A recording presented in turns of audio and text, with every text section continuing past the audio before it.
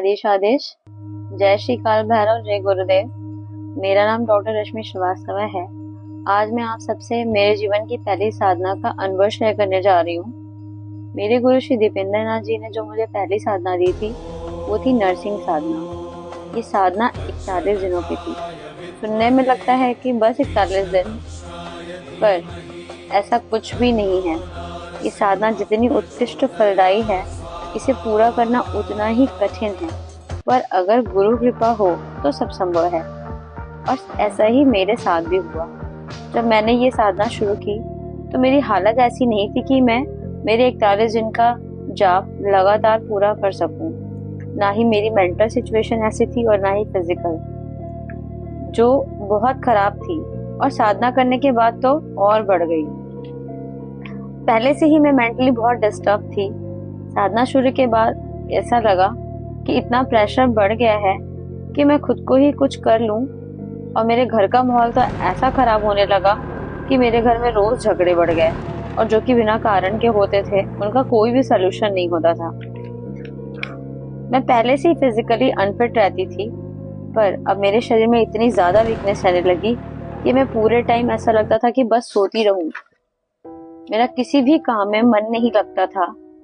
साधना के पहले से ही मैंने मेरी सर्जरी छोड़ दी थी, क्योंकि मेरे हालात ऐसे थे कि मैं जब भी सर्जरी करती थी तो मेरे हाथ कांपते थे। पर अब तो मेरा हॉस्पिटल जाने का भी मन नहीं करता था। मुझे बस यही लगता था कि पूरे टाइम लेटूं और सो जाऊं। साधना के लिए मैं किसी तरह से अपनी हिम्मत जुटाती थी कि मेरा जाप पूरा करूं। मुझे साधना के दौरान हाई ग्रेड फीवर रहने लगा। हेडेक, बॉडी एक तो आम सी बात थी। गुरुजी को मैं रोज बोलती थी कि मैं साधना पूरी नहीं कर पाऊंगी, पर मेरा सब कुछ सुनने के बाद वो बस इतना बोलते थे कि रुकना नहीं, ये सब कुछ होता रहेगा, पर अगर तुमने 41 दिनों की साधना पूरी कर ली तो जीवन बदल जाएगा। इस एक सेंटेंस के बाद थोड़ी सी मेरे शरीर में ऊर्जा आती थी और मैं फिर से जाप करने के लिए बैठ जाती थी। जैसे जैसे साधना का टाइम बढ़ा, उसका स्तर बढ़ा, वैसे वैसे साधना के समय मेरे रूम का टेम्परेचर अचानक से बढ़ जाता था। और जब मैं साधना पूर्ण कर लेती थी तो वो ठीक भी हो जाता था। हालांकि वो अगस्त सितंबर का महीना था, पर मुझे उस महीने में भी इतनी स्वेटिंग होती थी कि लगता ही नहीं था कि वो ठंड का मौसम था। ऐसा लगता था कि ऐसा कोई है मेरे आसपास। हमेशा मुझे उसकी आहट महसूस होती थी, और रूम में ऐसा लगता था कि कोई चल रहा है, बस चलने की आवाज आती थी। जब मैंने मेरे गुरुजी को अपना ये अनुभव सुनाया तो उन्होंने कहा ऐसा होगा। फिर एक दिन मुझे साधना के बाद जब मैं ध्यान करती थी तो कुछ अलग सा अनुभव हुआ। जब मैं ध्यान कर रही थी तो मेरे कान में शेर के दहाड़ने की आवाज आई। मुझे आज भी गूज़बम्प्स हो रहे हैं अपना ये अनुभव याद करके। और साधना का आखिरी हफ्ता तो मैं आज भी नहीं भूलूंगी, क्योंकि उस आखिरी एक हफ्ते में मेरे शरीर की हालत ऐसी थी कि मेरा साधना करना तो इम्पॉसिबल था। मुझे 105 डिग्री के आसपास फीवर रहता था, और मैं कुछ खाती पीती भी नहीं थी। अगर मैं कुछ खा भी लेती थी तो मुझे वॉमिटिंग हो जाती थी। मुझे बस पूरे टाइम चक्कर आते थे, कमजोरी लगती थी।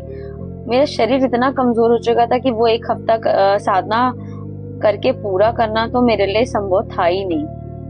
और जब आखिरी दिन आया तो मैंने मेरी हिम्मत इतनी छोड़ दी कि लगा आज तो साधना में मेरा बैठना इम्पॉसिबल है। पर मैं रोज अपनी साधना के पहले गुरुजी को अलग आदेश बोलती थी, उनका आशीर्वाद लेती थी, और इसीलिए मैंने आखिरी दिन में उनको कॉल की और मेरी सारी स्थिति का वर्णन किया। और इतना कहने के बाद मैं रोने लगी। तो गुरुजी ने मेरे कहा कि साधना नहीं छोड़ना है। उन्होंने कहा आज अगर ये परीक्षा तुमने पास कर ली तो सब बदल जाएगा, और आशीर्वाद दिया कि जाओ साधना पूर्ण करो, सब ठीक होगा। बस उनके इतना कहने के बाद मैंने हिम्मत करके अपना जाप पूरा किया, और फिर उसके बाद अपना दशांश हवन पूरा किया। और जैसा कि मेरे गुरुजी ने कहा था कि 41 दिन के बाद सब बदल जाएगा, वैसा ही हुआ। ये साधना मेरे जीवन का टर्निंग पॉइंट थी।